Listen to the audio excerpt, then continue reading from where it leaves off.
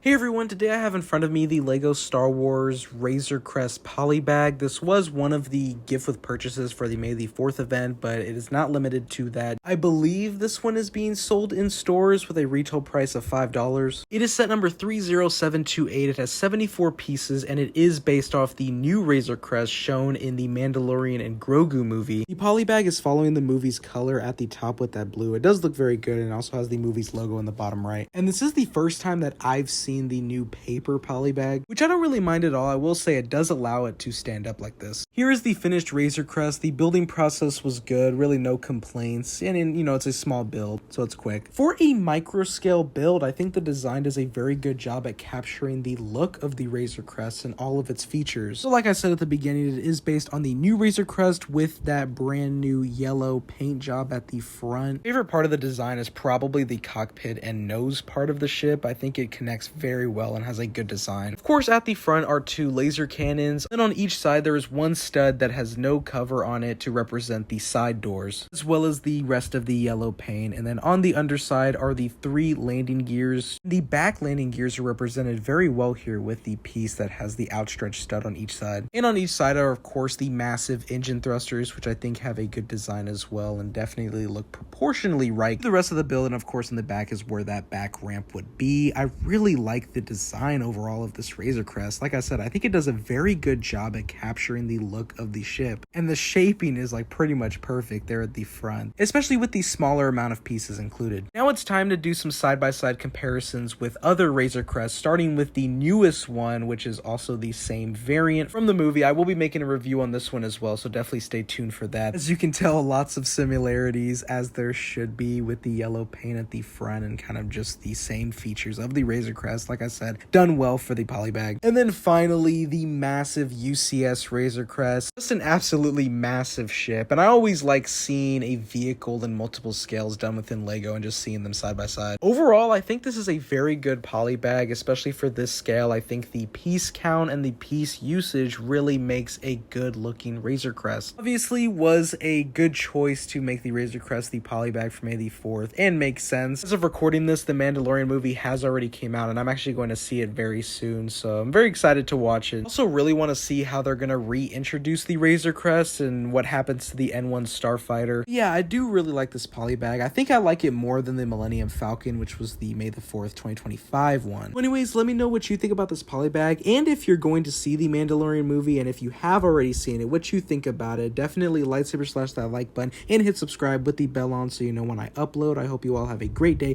Thank you so much for watching, and until next time, peace.